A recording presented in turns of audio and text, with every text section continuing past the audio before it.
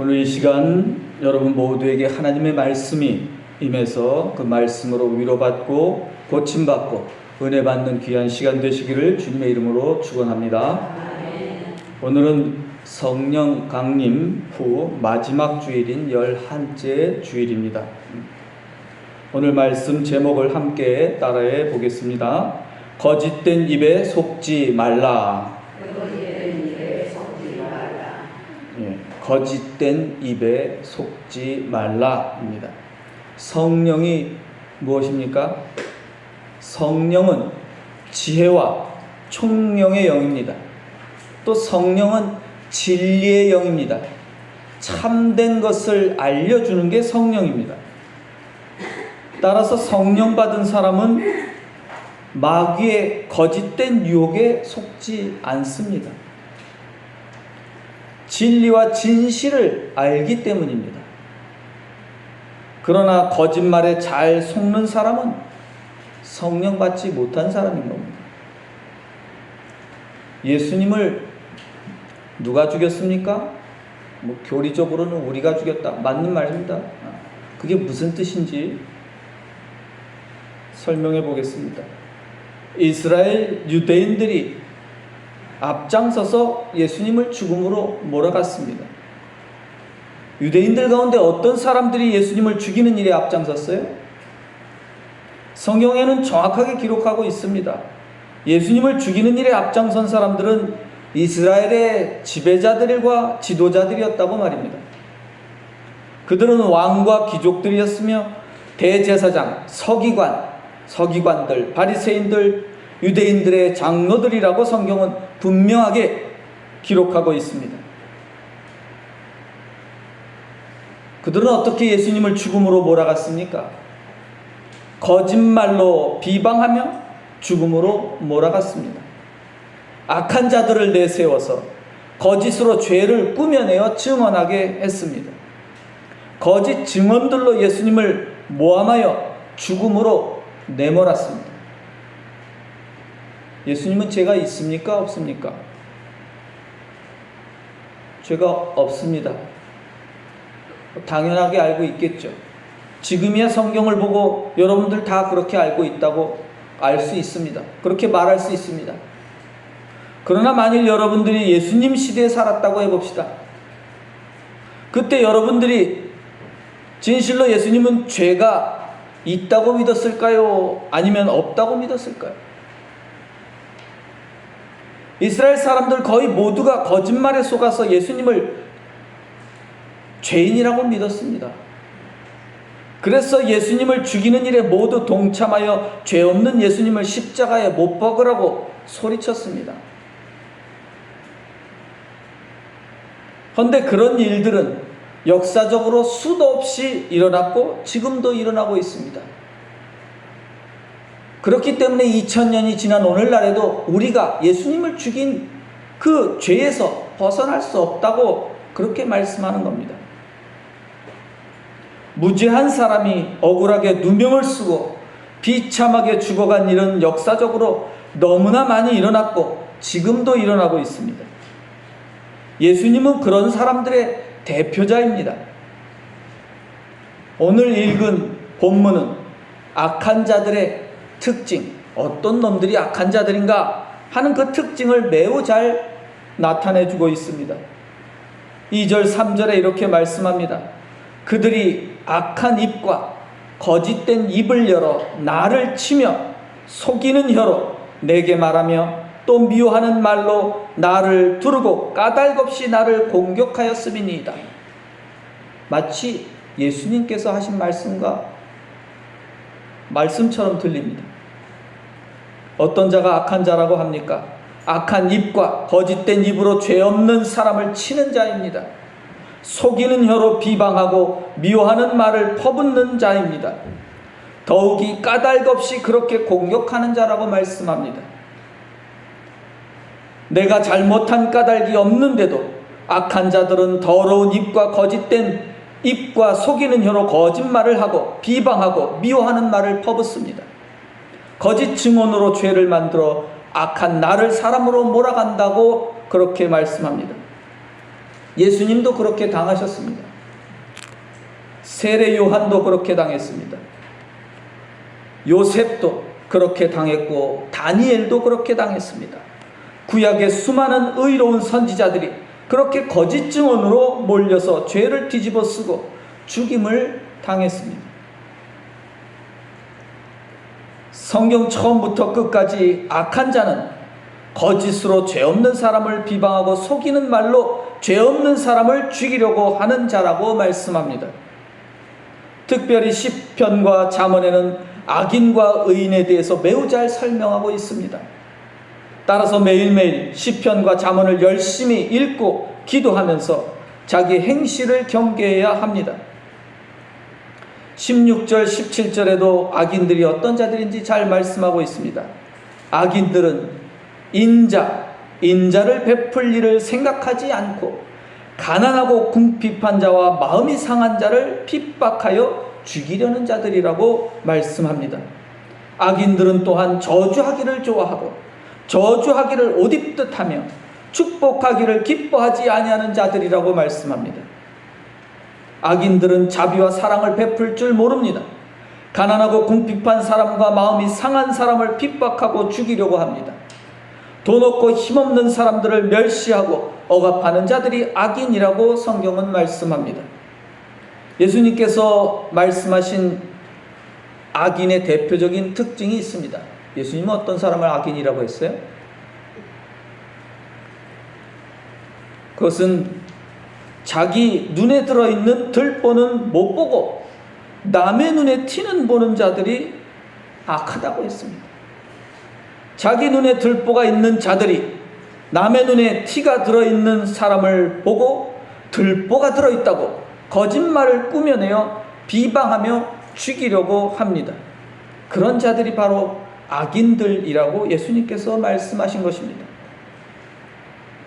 악인들은 큰 범죄를 저지르고도 뻔뻔하게 티끌만한 흠이 있는 사람을 거짓말과 속이는 말로 헐뜯어 죽이려고 하는 겁니다.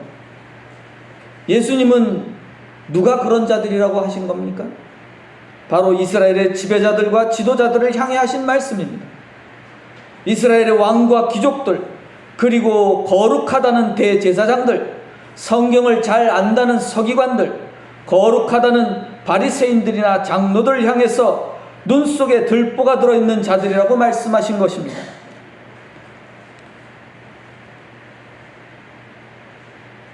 이 말씀은 다르게 쉽게 말하면 들보와 티는 그렇습니다. 똥 묻은 인간들이 똥을 온몸에 묻히고 사는 자들이 방구 낀 사람한테 냄새 난다고 하는 것과 같은 것이죠. 세상에 그런 사람들이 널려 있습니다. 자기는 다 똥 묻히고 다니면서 방구 좀 꼈다고, 화장실에 가서 똥 좀 쌌다고 냄새 난다고 떠들어대는 사람들이 바로 악한 자들입니다. 또 어떤 사람들이 악한 자들입니까? 큰 특징은 말과 행동이 다른 사람들입니다. 말은 선하게 하는데 행동은 악한 겁니다. 말에 속지 말아야 합니다. 그 말이 아니라 행위를 보고 판단하는 것입니다.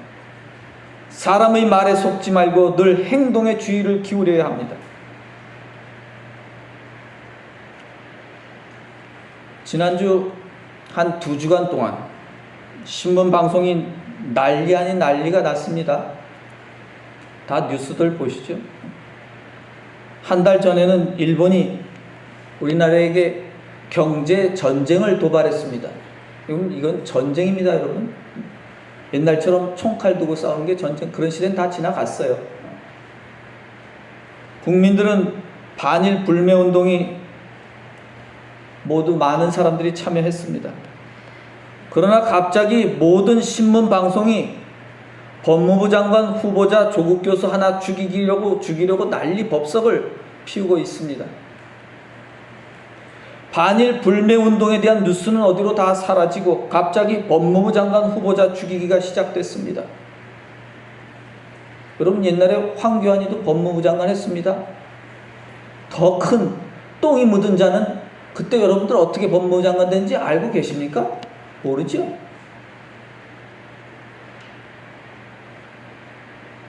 그런데 지금 방구 좀 낀 사람 가지고 난리가 났습니다. 일본의 경제 침략으로 나라가 어려운데 고작 법무부 장관 후보자를 하나 죽이려고 악착같이 거짓말로 비방하는 악인들이 설치고 있습니다. 조국 교수를 거짓말로 매장시켜 죽이려는 무리들이 누구인지 아십니까? 그들은 이승만과 박정희와 전두환 독재자들의 후손들입니다. 그들은 모두 친일파 후손들입니다. 언론, 방송, 기자들도 거의 대부분 그런 자들과 한패입니다. 제가 늘 말씀드리지만 여러분 텔레비전 보고 거기서 말하는 교수들, 뭐 전문가들이라고 나와서 하는 사람들 말하는 거 믿지 마십시오. 우리나라 언론, 방송, 기자들, 거기에 출연하는 사람들, 뭐 서울대 교수든 무슨 해외 유학을 갔다 왔든 99%가 돈과 권력의 노예가 되어 있는, 돈과 권력에 충성하는 매우 사악한 친일파 후손들이라는 것을 알아야 됩니다.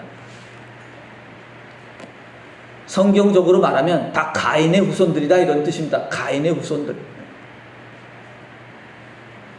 자기 동생을 죽인 가인의 후손들입니다. 악인들이 왜 조국 교수가 법무부 장관 되려는 것을 저렇게 사악한 거짓말로 막으려고 하는 거죠? 조국 교수가 법무부 장관이 되는 게 두렵기 때문입니다. 그렇게 되면 친일 자한당, 한나라당, 또 황교안이나 나경원 일당 등 저 사람들의 그 범죄 사실이 다 드러나고 감옥에 가기 때문입니다. 비리 검사나 판사들도 조국 교수가 법무부 장관 되는 것을 두려워하고 있습니다. 왜냐하면 온갖 비리와 범죄를 저질렀기 때문입니다. 판사와 검사들도 썩을 대로 다 썩었죠. 다 친일 후손들이고 다 가인의 후손들입니다. 그래서 저렇게 발악하며 조국 교수를 매장시키려고 거짓 뉴스를 꾸며대는 것입니다.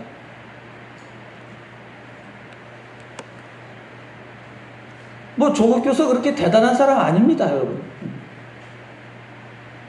지금은 진짜 사악한 친일파 후손들과 전쟁 중인 겁니다. 일제 강점기 때만 나라를 팔아먹은 친일파들이 있었던 게 아닙니다.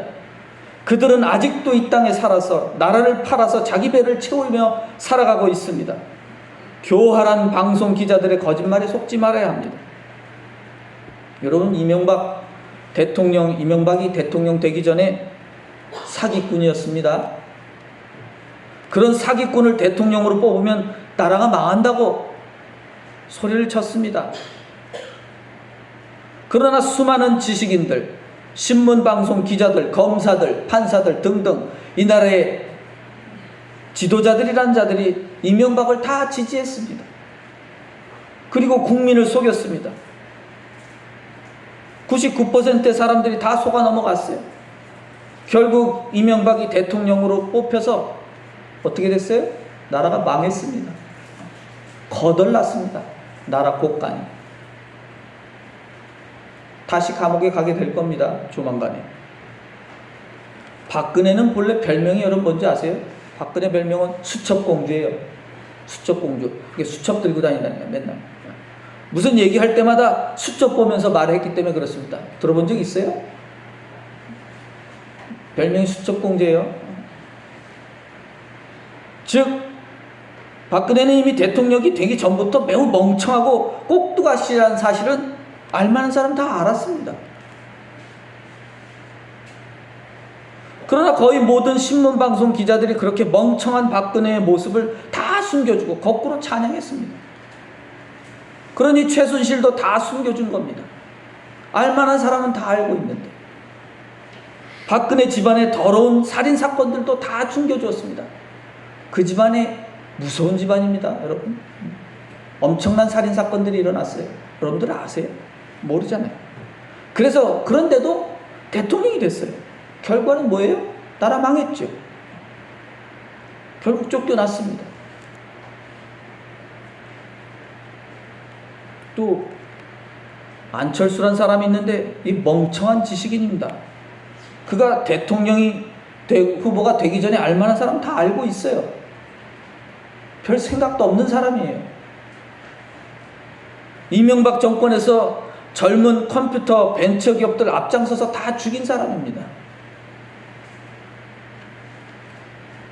뭐 자세한 내용들은 많지만 어쨌든 매우 멍청하고 사악한 자입니다. 어찌 보면 박근혜랑 비슷해요. 황교안이도 별명이 뭔지 아십니까? 황교활입니다. 옛날부터 그렇게 불렀어요. 다 알만한 사람은 알아요. 거짓으로 똘똘 뭉친 사람입니다. 그런 사람이 법무부 장관하고 국무총리까지 한 겁니다. 군대도 면제받은 사람이고 피한 사람이고 자기 아들도 기피한 사람이고 취업까지 사기를 친 사람이고 권력을 이용해서. 여러분들 그런 사실을 들어본 적 있습니까? 만일 이렇습니다. 황교안 목소리가 좋아서 다들 괜찮은 사람인 줄 알았더라고. 다 우리 권사님들이 그런 얘기합니다. 목소리가 참 괜찮고 점잖아서. 여러분 속지 말아야 됩니다. 겉이 멀쩡한 사람들 속지 마세요. 만일 여러분들이 단 한 번만이라도 이명박이나 박근혜나 안철수나 황교안이 좋은 사람처럼 보였다면 여러분의 판단력을 의심해 봐야 하는 겁니다. 여러분들은 고작 TV에 나오는 일부 뉴스들이나 보고 사람들을 평가할 수밖에 없습니다. 그러나 속지 말아야 합니다.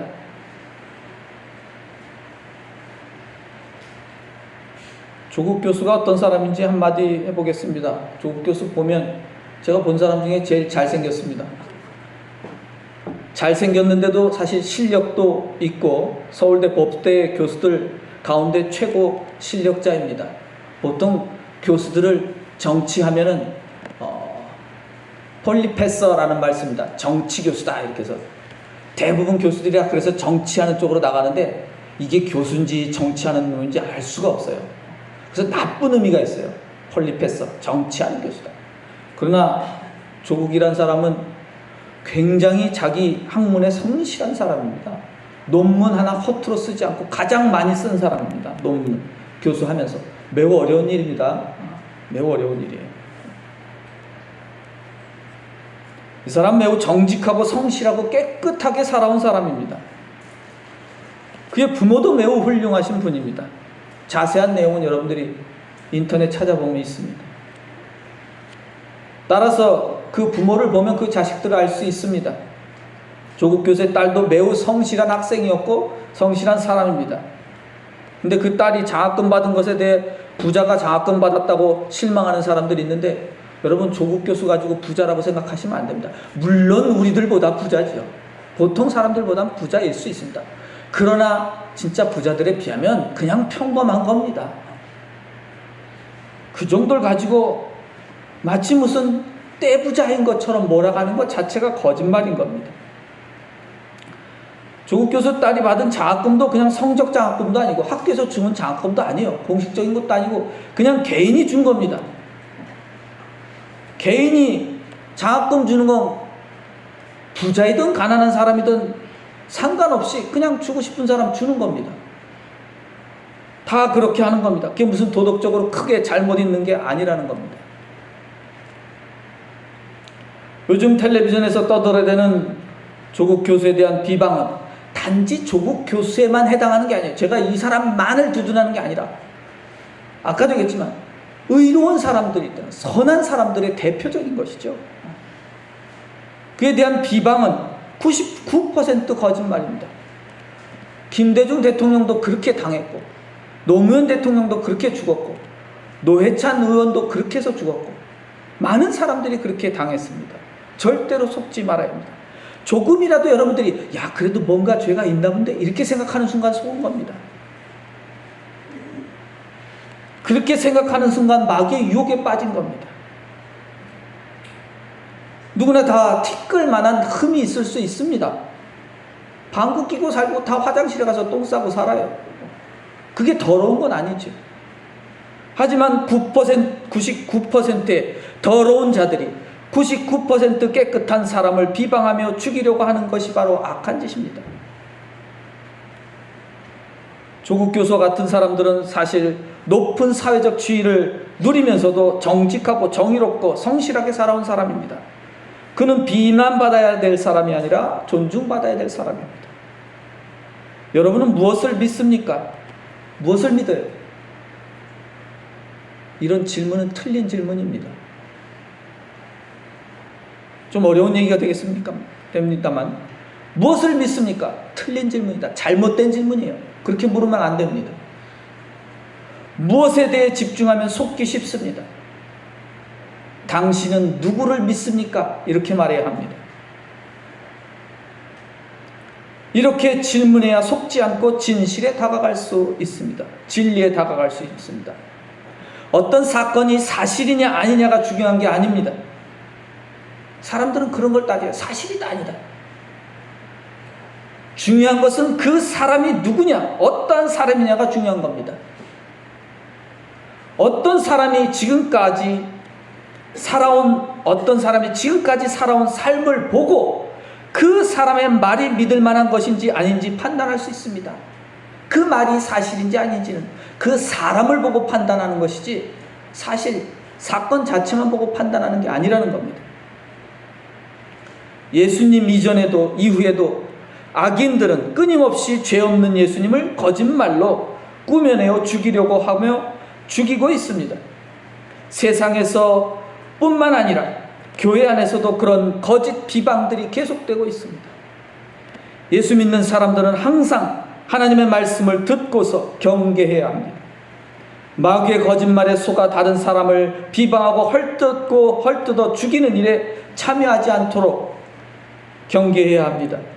마귀의 거짓말에 속지 않으려면 지혜와 진리의 영인 성령을 받아야 합니다.